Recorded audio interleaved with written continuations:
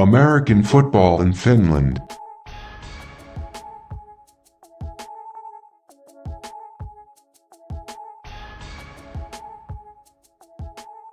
All right, guys, I'm here with Chris Green. He's playing wide receiver for the Bristol Aztecs in the UK right now. He has a lot of ties to playing football in Finland, and he's here to give us a little bit of a recap and a different perspective about the Great Britain national team in these European championships. Welcome to the show, Chris. Hey, Pervis, how you doing? It's good to hear you. So let's just get right into it, man. We're going to talk about Great Britain's most recent game. They played against France. What did you see in that game? So obviously France came in big, heavy favourites, and it kind of showed, really. I mean, France ended up with like over 500 yards of offense. They say, don't they, usually the game's won up front. I think the French D-line and offensive line, they really, really dominated the British defensive and offensive line, and you could really see that they were more successful than us, I think, in that respect. And the stats just, well, they speak for themselves, I think. I think Britain did much better than they did in their first game. And I think they've had two really good second halves, GB. I think they've adjusted at halftime, or the talks that they've had, they've really come out and said, you know what, we're not playing well enough in the first half. We need to step it up. You know, they did it in the first game. It was 0-0 in the second half in the Finland GB game. And then when they came out in the second half against France, you know, they drove pretty much the length of the field, just couldn't quite punch it in. I think they ended up kicking a field goal in the end. And, you know, Nick's a great kicker. He showed that day with his punts and his kicks. I guess that's why he won the MVP. When they went up tempo, I think that was much better. When they went really, really fast, the French seemed to kind of not have an answer for it. And I don't think the French really heavy rotated to start with. I know they did towards the end of the game. They rotated their DBs and their defensive guys, and but they pretty much kept their quarterback in the whole game. Yeah, so he played to the last 2 minutes. Yeah, they pretty much kept their starters in all game, and GB have always been like there or thereabouts, kind of on the fringe of Group A, Group B sort of standard, and actually, they didn't do too much of a bad job, but it was clear to see the difference between the Group A teams and the Group B teams. And I think that's kind of the trend that you've seen across this tournament already so far. My take on it is I definitely agree with a lot of what you're saying. I'm going to ask you a question, actually, because you might know more about it than I do. I don't know much about what the hell's going on in Great Britain, honestly. But I noticed that in the first game, Great Britain started James Slack.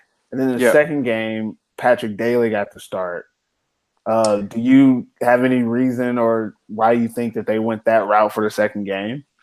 Honestly, I'm not sure. Myself, I've been to pretty much all the GB practices this year. I didn't quite make the cut. I got cut at the last sort of stage. So they didn't take me to Finland, which I was really disappointed about, but it is what it is. But Slack has not been to any practice at all.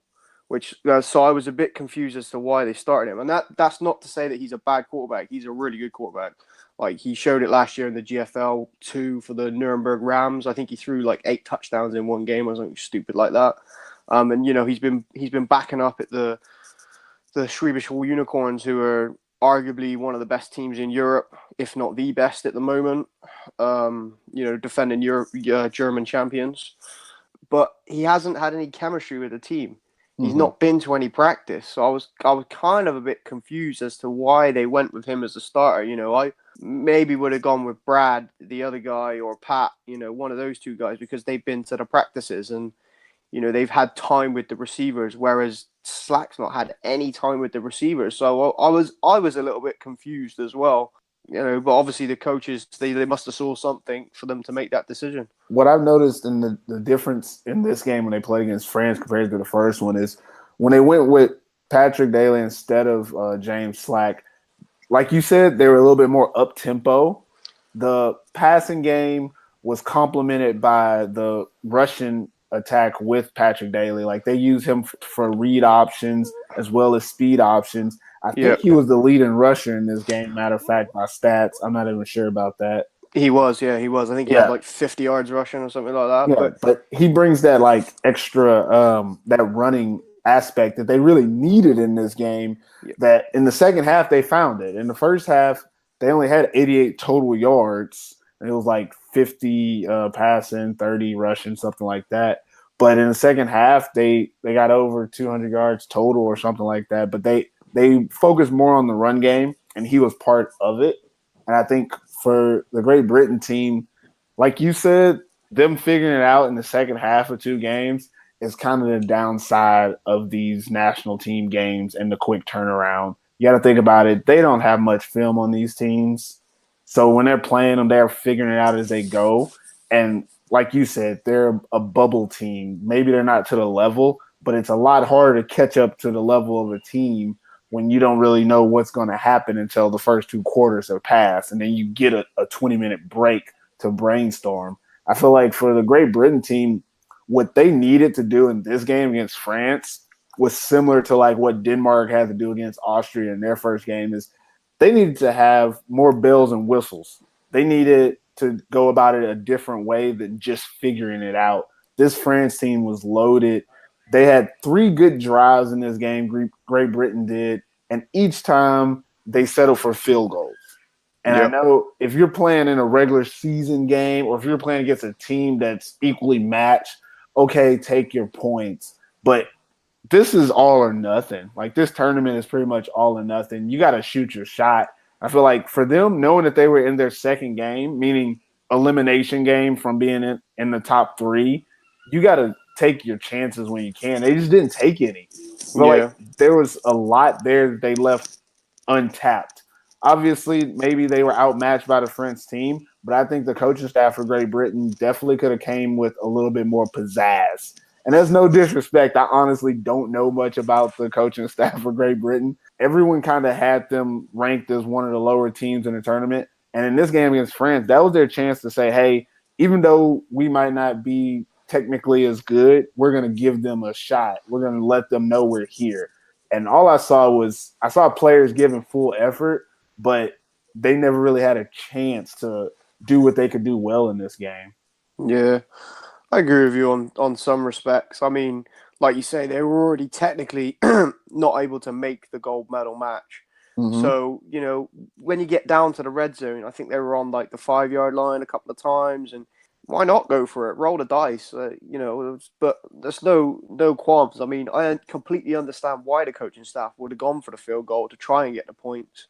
You know, maybe they tried to trust their defense a bit more, but that French passing and running tag. I mean, Steven Yetmo. I mean, that guy, that French running back. Well, I actually played against him in Switzerland, and that guy's a bowling ball. Like he's got a ridiculous stiff arm, and he just runs real hard and real low, and he's very hard to tackle because you know with these big running backs, you're like, oh, legs.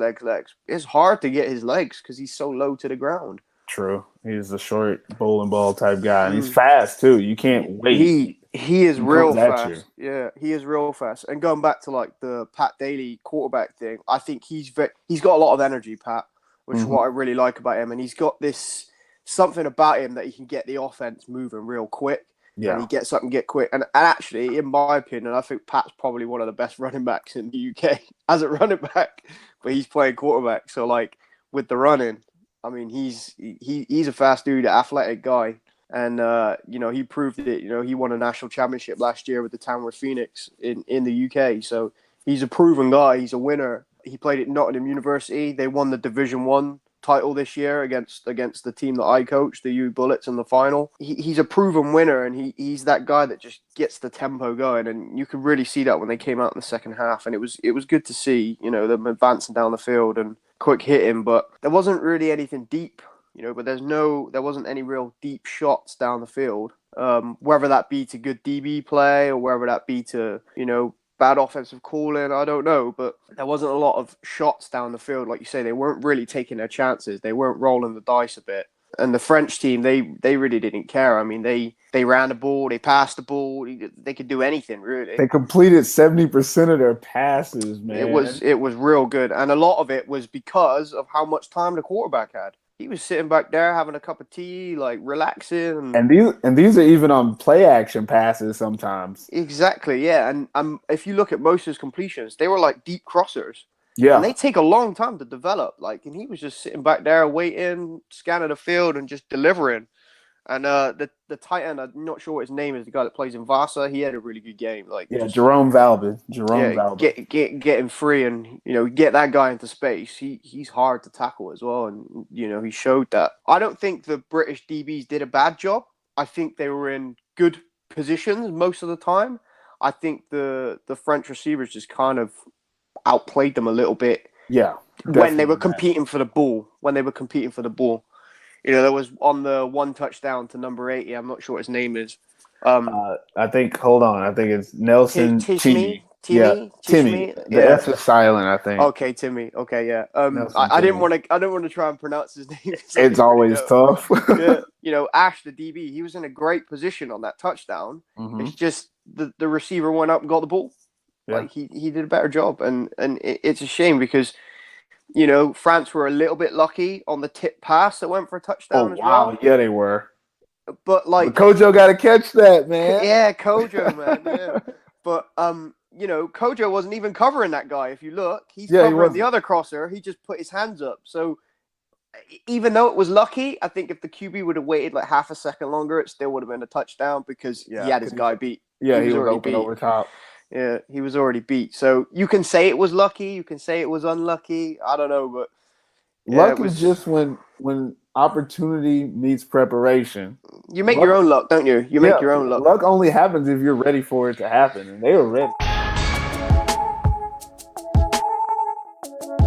Speaking more about the Great Britain, they've already played 2 games in a tournament. Yep. In those 2 games, obviously they lost both games, got outplayed basically in both of them, but played two good second halves. Now they're going to be playing against Denmark. What are you expecting to see from the Great Britain team in this placement game they'll be playing against Denmark on Saturday? That game's going to mean a lot to the team. They've got 2 losses under their belt now. They're going to want to come away with something from this tournament. And I actually think it's going to be a really competitive game because Denmark have shown that they can play ball. And, if not for a couple of things going Denmark's way, I think in Denmark's game against Sweden, I think the penalties killed them. I think when they changed the running back, that killed them. I think the play calling maybe killed them in the second half. Like they should have just run the ball more with that running back. He had like 11 yards to carry in the first half. Like why would you change it and try and pass? But I think it's going to be a really competitive game between GB and Denmark. I think they're much closer on terms of like ability. And I think it's going to be a really, really good game to watch, and it's going to mean a lot for these British guys. They've paid money. I mean, all the teams, they've paid money to go out, but these guys have paid money to go out there, and they're going to want to come away with something. And I'm sure that's exactly what the coaching staff are going to say to them. Look, this game means so much to us. We have to not finish last. What do you think the Great Britain team needs to do? Like, what do they need to do well in that game to make sure they can come away with a win against this Denmark team? I think they need to go up tempo again because that's when they've proved that they're the best on offense that they can be, is when they go tempo. When they go tempo, it's very, very difficult for the defense to sub in and out. And I think that is the kind of key for their offense to get firing. I think they play better when they go tempo as well because they're in the game a bit more and they're not slacking. They're going at full speed. But those guys, they want it, and I'm sure every single one of them will want to win that game no matter what. It means a lot to them, I'm sure. Great Britain has a good chance. I think that Denmark game honestly can go either way.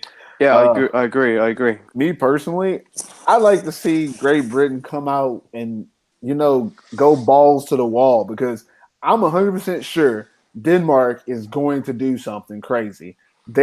Even though they've lost 2 games, they've been proving in both games that they can hang with these teams on an international level. They have, yeah. Great Britain hasn't done that yet. They haven't proven anything.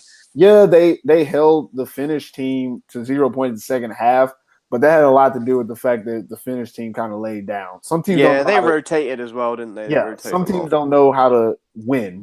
There's a difference between a team that's accustomed to being ahead and a team that's like, wow, I can't believe we're here. That's how Finland played. Finland played, wow, I can't believe we're ahead. Let's try some other stuff. Let's get some new players in, stuff like that. While when they played France were like, we're keeping what we're doing. And they put it on them in the second half. They get a little slower, but they still continue what they were doing. I think Great Britain has to come into this game with that, our back's against the wall. We're going to pull out all the stops. In the first game, it wasn't successful, but they did a reverse pass to Patrick Daly. It didn't come up because it was an incomplete pass, but he went out a receiver, got a reverse, and then threw the ball. Again, something like that, I'm not against doing that, especially it's the last game. You're going back to the UK after this no matter what. You'd rather go back saying, hey, we put it all on the line. I want to see Great Britain show up and do something like that. And really, I would like to see them stop that swinging gate that Denmark point. Because that shit is crazy. It definitely takes me back to Texas because swinging gate is done in Texas. In high school football, people do that. So they definitely need to come out and play more aggressive, have more energy, just show more, hey, we're here to win it instead of we're trying to get experience. They're getting quality experience in these games, but this is the last game, guys. Great Britain, you got to go out, guns blazing and stuff like that. Yeah, I mean, GB have got nothing to lose in this game. They've got a lot of young guys out there playing. A lot of the older guys that used to play for GB have retired. Obviously, the situation with the German guys who are playing for German teams are not allowed to come over. I know that's not the case with a couple of people, but it's for most of them, they're not allowed to come over. It's giving these other younger guys, these hungry guys, a chance, and they've got nothing to lose. Just go out there and leave it all out on the field. Like, don't come back thinking, oh, we could have done this, we could have done that. Like, just go for it. Go out there, do what you got to do. Let's see something crazy. Like you said, if they need it, let's dig down into the playbook and pull the tricks out. Let's do something fun. Let's enjoy the last game, and let's try and come out with that. That's it, Chris Green. I really appreciate you coming on AFF and talking football with us, representing Great Britain. You're the Great Britain analysis for us out here. Appreciate you being on, man. Before we get out of here, final words portion. Anything you want to say to anybody? Any shout out you want to give? Any products you're selling? Go ahead, man. Shoot your shot. Well, gotta give a shout out to the boys at the Wolverines doing their thing this year. See if they can come back with that Division 1 champ, make it to the Maple League this year. I'd love to see that happen. And yeah, man, just happy to be on the show. Thanks for having me, Pervis. Always a pleasure. I'll always come on the show anytime you need me. If you need me, just hit me up. All right, man, and that's it for us. We're out of here, and don't you guys forget TIF. TIF, baby.